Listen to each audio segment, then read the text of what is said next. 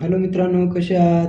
तर मजेत आहात ना? मजेत असायलाच पाहिजे, कारण तुमच्या ज्ञान वाढीसाठी किंवा तुमचं आयुष्य सुंदर करण्यासाठी तुमच्यासाठी एक नवीन चॅनल आलेलं आहे किंवा तुमच्यासाठी चॅनल आलेलं आहे, ज्याचं नाव आहे डीजी कोकणी ट्युटोरियल चॅनल, जे 6 स्टँडर्डपासून 10 स्टँडर्डपर्यंतचे सर्व स्टुडंटसाठी वेगवेगळ्या प्रकारचं ज्ञान देण्यासाठी, वेगवेगळ्या सब्जेक्ट ज्ञान देण्यासाठी तत्पर आहे. So welcome in DG Konkani tutorial channel. Okay बाळांनो, तर आज आपण घेणार आहोत 9 स्टँडर्डचा जॉग्राफीचा फर्स्ट लेसन, ज्याचं नाव आहे डिस्ट्रीब्युशनल मॅप्स. ओके बाळांनो, तर काय हे साधारणतः इंट्रोडक्शन आहे, ह्या गोष्टी आपण यात शिकणार आहेत. चला, तर इंट्रोडक्शन बघताना आपण इंडियाचं बघतोय. तर इंडियामध्ये साधारणतः मेन सिटीचा विचार केला तर न्यू दिल्ली, मुंबई, बँगलोर, चेन्नई, कोलकाता हे आहे बाळांनो. ओके, म्हणजे साधारणतः आपण प्लेसचं लोकेशन आणि व्हेरिएबल जे आहे त्याचं डिस्ट्रीब्युशन आपण मॅपमध्ये शक्यतो दाखवतो, शो करतो. ओके बाळांनो, तर विचार केला तर काही मॅप्स आपण प्रिपेअर केलेले, ज्यामध्ये बघा थेमॅटिक मॅप्स, म्हणजे असे जे मॅप्स असतात जे आपण प्रिपेअर केलेले, ज्यामध्ये स्पेशल थीमचा वापर केलेला आहे, याला थेमॅटिक मॅप्स म्हणतो आपण. हे जे मॅप्स असतात त्यामध्ये various variables in a region is shown. वेगवेगळ्या प्रकारचे व्हेरिएबल्स वेगवेगळ्या प्रकारे हे रिजन शो केले जातात. ओके, तर बघा साधारणतः टेम्परेचर शो करायचं आपल्याला, तर आपण या पद्धतीने शो केलेलं आहे. बरं ना, हे टेम्परेचर आहे बाळांनो. टेम्परेचर शो केलेलं या ग्राफमध्ये, या मॅपमध्ये. साधारणतः हा ब्राझीलचा मॅप आहे बाळांनो. पुढच्या वर्षी 10th आहे तुम्हाला ब्राझीलचा मॅप. तर यात रेनफॉल कसा असेल ते शो केलेलं आहे. तर हा जी कंट्री आहे त्याचं काय केलेलं आहे बाळांनो, पॉप्युलेशन कसं आहे ते शो केलेलं आहे. म्हणजे साधारणतः मॅप शो करण्याची किंवा मॅपमध्ये जो डाटा तुमच्याकडे अवेलेबल आहे त्यानुसार आपण वेगवेगळा डाटा आपण मॅपमध्ये शो करतो. त्यामध्ये मग पॉप्युलेशन असो किंवा टेम्परेचर असो, काही असो, त्यासाठी आपल्याला रिक्वायर्ड काय बाळांनो, नीड कसली आपल्याला स्टॅटिस्टिकल डाटा पाहिजे बाळांनो. स्टॅटिस्टिकल डाटा जर असेल तर आपण या गोष्टी करू शकतो. त्यामध्ये बघा 3 मेथड आहे, ज्यामध्ये फर्स्ट मेथड आहे डॉट मेथड. डॉट मेथडचा विचार केला तर हा जो अमरावती डिस्ट्रिक्ट आहे बाळांनो, यामध्ये पॉप्युलेशन मेन्शन केलेलं आहे. त्यामध्ये तुम्हाला कळून जाईल लगेच, ह्या मॅपवरनं तुम्हाला कळतं की ह्या साधारणतः अमरावती डिस्ट्रिक्टचा स्टडी करताना बाळांनो तुम्हाला या गोष्टी कळल्या की जे अमरावती कॅपिटल आहे, म्हणजे अमरावती जी डिस्ट्रिक्टचं सेंटर आहे, त्यामध्ये सर्वात जास्त पॉप्युलेशन या भागात आपल्याला पाहायला भेटतं. आणि जर भाग पाहिला साधारणतः, तर हा भाग जो आहे हा कसा आहे बाळांनो, लेस डेन्स आहे.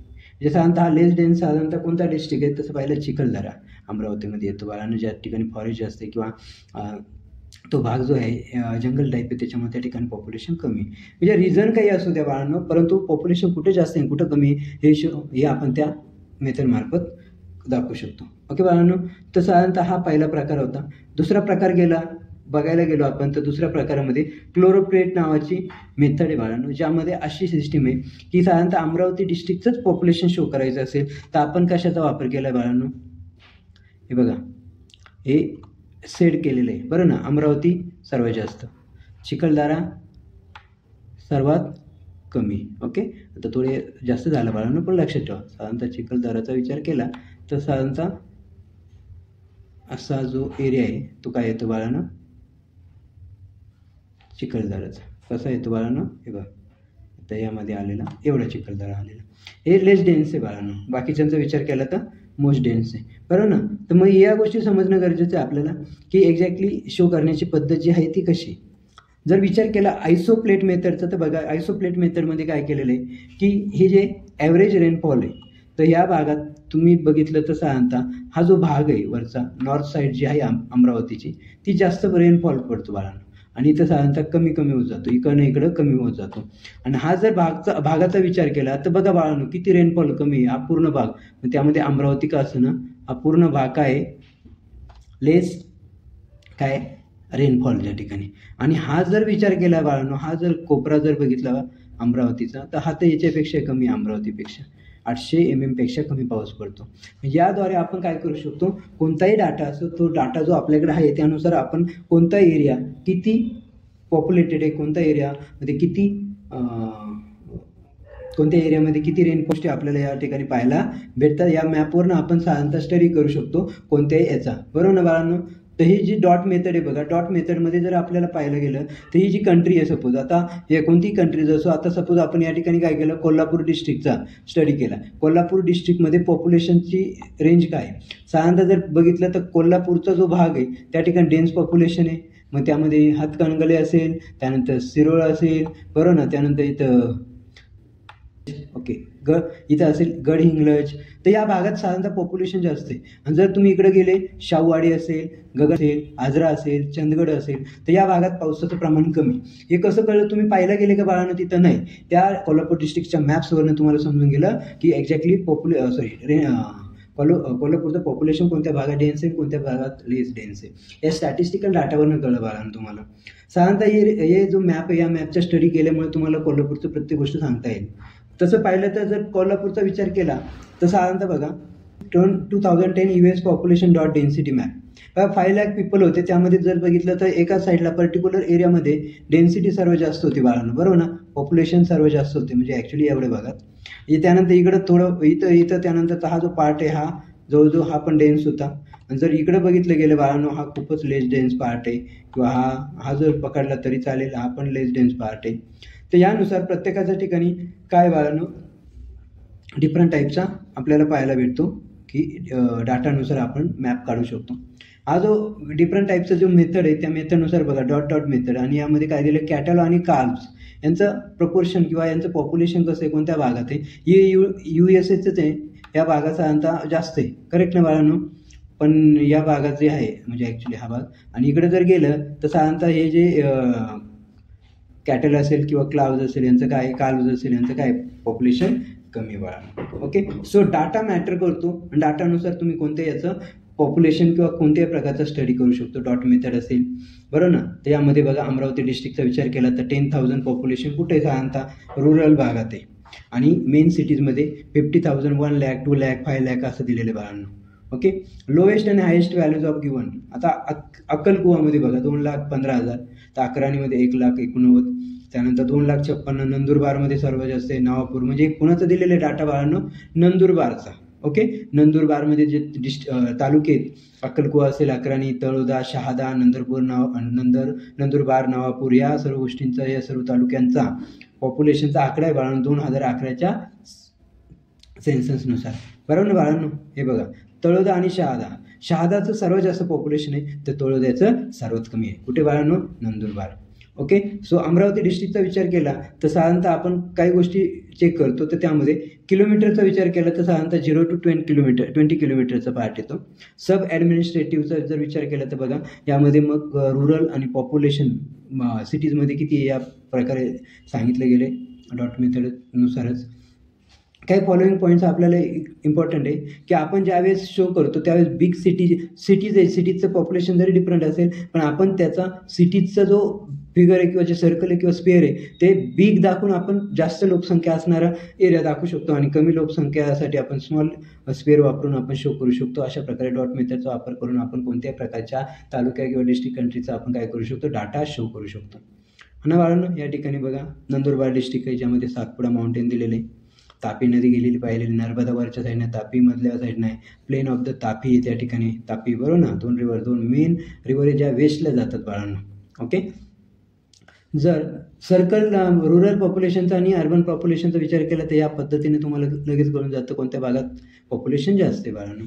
त्यामध्ये इथं थोडं चेंजेस केले आपण तरी आपण शो करू शकतो. ओके, डॉट मेथडचा हा फायदा होतो. आणि जे मेन सिटीज आहे ज्या ठिकाणी जास्त काय आहे बाळांनो पॉप्युलेशन, ते आपण अशा प्रकारे शो करू शकतो डॉट मेथडनुसार. Okay, so next dot method मॅपनुसार अमरावती डिस्ट्रिक्टचं जे बेसिक कन्सेप्ट आहे सर्व आपण ते करू शकतो. त्याच्यावरचे असणारे क्वेश्चनचा आन्सर पण देऊ शकतो, ज्यामध्ये अमरावती टाउनचं पॉप्युलेशन किती आहे, बरोबर ना, तो 5 lakh, correct. 1 lakh on the map कुणाचं आहे, अचलपूरचं. Okay, which part of the map shows sparse distribution of population, कोणता भाग आहे बाळांनो, नॉर्थ वेस्टर्न पार्ट्स. कोणता आहे बाळांनो, north western parts. Second method आहे क्लोरोप्लेट मेथड, बघा या पद्धतीने शो केलेली. ओके, पूर्ण असं सेड केलेलं आहे, जो भाग आपल्याला जास्त डेन्स दाखवायचा आहे पॉप्युलेशनच्या बाबतीत त्या भागाला जास्त सेड केलेलं आहे, जो भाग कमी आहे ज्या भागात पॉप्युलेशन कमी आहे त्याला कमी सेड केलेलं आहे. थोडं ब्लॅक अँड व्हाईट असेल त्या टाईपचं आहे. ओके, यामध्ये डेन्सिटी दिलेली आहे पॉप्युलेशनची, सर्वात जास्त कुणाची आणि सर्वात कमी कुणाची. पर स्क्वेअर मीटर आहे बाळांनो 400 पर स्क्वेअर किलोमीटर पर स्क्वेअर किलोमीटर आहे बाळांनो, साधारणतः 400पेक्षा जास्त पर स्क्वेअर किलोमीटर असणारा अमरावती अचलपूर हा भाग आहे. आणि 100पेक्षा कमी 100 पर स्क्वेअर किलोमीटरपेक्षा कमी असणारा भाग असेल Chikhaldara, Tiwsa, okay, then Dhamangaon railway ही. तर यामध्ये ब्लॅक अँड व्हाईट 2 प्रकारे बघा, साधारणतः क्लोरोप्लेट मेथडने आपण 2 प्रकारे पॉप्युलेशन शो करतो, हा ब्लॅक अँड व्हाईट आणि इकडचा कलरवाला. ओके, तर या पद्धतीने आपण दोन्ही ठिकाणी बघा शो करण्याची मेथड, शो करण्याची पद्धत सेम आहे. पण इथं सेट केलेलं आहे, इथं आडव्या आणि उभ्या लाईनीने आपण दाखवलेलं आहे क्लोरोमेट मेथडनुसार. इथं स्केल असणारच बाळांनो, स्केलशिवाय तुम्हाला तो मॅप स्टडीज करता येणार नाही. फक्त कलर केला, कमी कलर जास्त कलर, ब्लॅक अँड व्हाईट काढला म्हणजे झालं असं नाही. स्केल इम्पॉर्टंट आहे, स्केलवरनं ते मॅपमध्ये एक्झॅक्टली काय दिलेलं आहे ते कळतं. त्यामुळे डाटा तर इम्पॉर्टंट आहे, पण त्या मॅपवरचा स्केल पण इम्पॉर्टंट आहे, त्याशिवाय तुम्ही तो मॅप काढू शकत नाही. मॅप रीडिंग करताना या गोष्टी स्केलवर डिपेंड आहे. स्केल जितकं व्यवस्थित समजेल तुम्हाला तितकं मॅप लवकर समजेल बाळांनो. हे बघा दोन्ही ठिकाणी एक काय दिलेलं आहे की अशा तालुक्याचं नाव सांगा ज्याचं 300 ते 400 पर्सन पर स्क्वेअर किलोमीटर आहे. तर गाव आहे अंजनगाव सुर्जी, हा ना बाळांनो, Anjangaon Surji. Okay, what is the density of the Amravati taluka? Amravati तालुक्याची डेन्सिटी किती बाळांनो?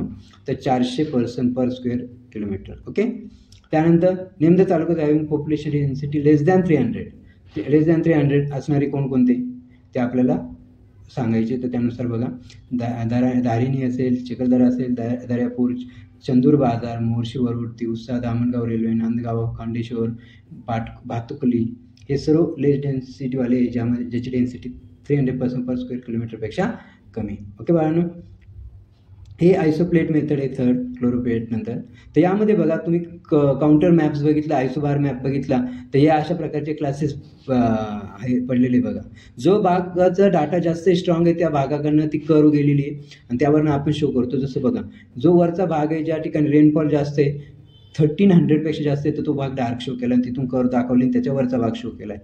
म्हणजे साधारणतः आपण कर्वनुसार किंवा एका लाईननुसार 2 लाईनच्या दरम्यानचा भाग नेमका एक्झॅक्टली काय ते आपल्याला त्याच्या स्केलवरनं कळतं बाळांनो. त्यामुळे स्केल पण खूप महत्त्वाचं आहे. काही झालं तरी चालेल, हा जो स्केल आहे मॅपचा खरा आत्माच हा आहे बाळांनो. जर तुम्हाला प्रॉपर स्केल जर माहीत असेल ना तर तुम्ही कोणत्याही प्रकारच्या मॅपचा स्टडी करताना मग तो क्लोरोप्लेट असो किंवा आयसोप्लेट असो किंवा डॉट मेथड असो बाळांनो हे लगेच कळून जातं तुम्हाला. हे कशामुळे कळलं? इथे दिलेले त्यांनी म्हणून, बरोबर ना. तर त्याच्यासाठी या गोष्टी खूप मॅटर करतात बाळांनो. मग ॲल्टिट्यूड काय आहे, टेम्परेचर काय आहे, रेनफॉल काय आहे, या सर्व गोष्टीचा स्टडी आपल्याला त्याच्यावरून कळतो. That is a scale. So scale is very important for any map and to कशासाठी? For the study about that region or about that state or district or nation. Okay बाळांनो, ते मॅटर करतं की तुमचा मॅपमध्ये exactly data काय आहे आणि त्या डाटानुसार तुमच्याकडं काय माहीत पाहिजे. स्केल असेल, कोल्हापूरचा विचार केला, ॲन्युअल रेनफॉल बघा या वेस्ट साईडला जास्त दाखवला, ईस्ट साईडला खूपच कमी दाखवलं. हे तुम्हाला ग्राफ मॅप बघूनच तुम्हाला त्याचा स्टडी येऊन जातो किंवा त्याचं नॉलेज येऊन जातं जेणेकरून तुम्हाला या गोष्टीचा प्रॉब्लेम येत नाही. ओके, आयसोप्लेट मॅप्स स्टडी करताना किंवा काही स्टेप्स फॉलो करणं गरजेचं आहे, बरं ना. स्केल असणं गरजेचं आहे. त्यानंतर ज्या लाईन्स ड्रॉ करतात त्यांचं लोकेशन बाय लाईन व्यवस्थित असणं गरजेचं आहे. म्हणजे कुठेही कशी कोणती लाईन काढू शकत नाही बाळांनो. जिथं जो चेंजेस आपल्याला दिसतो त्याचनुसार त्या ठिकाणी लाईन काढावं लागते. ओके, आयसोप्लेट मेथडमध्ये या गोष्टी किरकोळ गोष्टी वाटतात पण त्या समजून घेणं खूप महत्त्वाचं आहे, त्या फॉलो करणं पण खूप महत्त्वाचं आहे बाळांनो.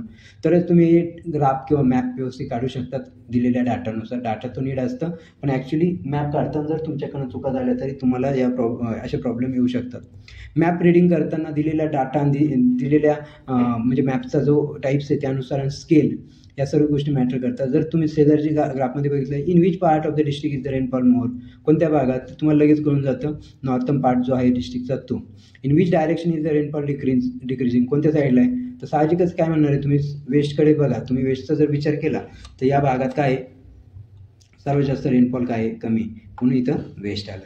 ओके, तर ह्या छोट्या छोट्या गोष्टी खूप महत्त्वाच्या असतात. What is the lowest value of the rainfall in the district. Okay, कोणत्या डिस्ट्रिक्टमध्ये किंवा जो लोएस्ट काय म्हणतो लोएस्ट व्हॅल्यू ऑफ रेनफॉल जो डिस्ट्रिक्टमध्ये किती आहे तो 800 mm पेक्षा कमी किंवा ॲटलिस्ट तितका. ओके, तर अशा पद्धतीने आपण त्या मॅपचा स्टडी करू शकतो. ओके बाळांनो, तर इथे बघा 2 फिगर दिलेले त्याच्यावर क्वेश्चन दिले, त्यावर असणाऱ्या क्वेश्चनचे तुम्हाला काय करायचं आहे ॲन्सर द्यायचं आहे. चला, in which direction is the density population decreasing, कोणत्या भागात north direction and south direction. म्हणजे नॉर्थ अँड साऊथकडे डेन्सिटी बघा कशी आहे कमी, मिडलला थोडी जास्त, ईस्टला जास्त, वेस्टला पण बऱ्यापैकी आहे. अशा तालुक्याचं नाव सांगायचं ज्याची डेन्सिटी लेस दॅन 200 असेल, तर त्यामध्ये शाहूवाडी, गगनबावडा, आजरा आणि चंदगड या भागात सर्वात राधानगरी असेल, बरोबर ना, गारगाव असेल, बरोबर ना. तर हे जे व्यवस्थित समजून घ्या. तालुका जे कोल्हापूर डिस्ट्रिक्टमधले या भागात साधारणतः 2000पेक्षा कमी लेस दॅन आपल्याला लेस दॅन डेन्सिटी पाहायला भेटते आपल्याला. अशा तालुक्याचे नाव सांगायचं ज्याची डेन्सिटी 200 to 400 राहील, तर राधानगरी आणि गारगोटी अशा 2 तालुकेच आहेत. त्यानंतर name the taluka with population density more than 400. तर दिलेलं ऑलरेडी तुम्हाला डाटा दिलेला, ज्यामध्ये कोल्हापूर असेल, पन्हाळा, हातकणंगले, शिरोळ, गडहिंग्लज, कागल या तालुक्यांमध्ये more than 400 density population. Okay. In which direction are the talukas having higher density of population located in the district. सर्वात जास्त ईस्टर्न पार्ट जो आहे कोल्हापूरचा, तर तिकडे हायर डेन्सिटी आपल्याला पाहायला भेटते. Which method has been use in preparing this map. The choropleth method is use in making this map. Okay. Choropleth method is use in making this map. Okay बाळांनो. तर अशा प्रकारे 3 डिफरंट टाईपचे maps आपण study केलेले, आणि त्यावरून असलेला डाटा, त्यावर असणारा स्केल आणि त्यावर दिलेले क्वेश्चन यांचा आन्सर आपण सहज लिहू शकतो. त्याच्यासाठी तिन्ही डाटामधला फरक आपल्याला कळला पाहिजे, त्यावर आपल्याला कळतं. In which direction is the rainfall more the district. कळतं ना, बेस्ट डायरेक्शन आहे, बरोबर ना बाळांनो. तर आपल्याला ॲटलिस्ट डाटा मॅप जर असेल ना, मॅप लगेच कळून जातो.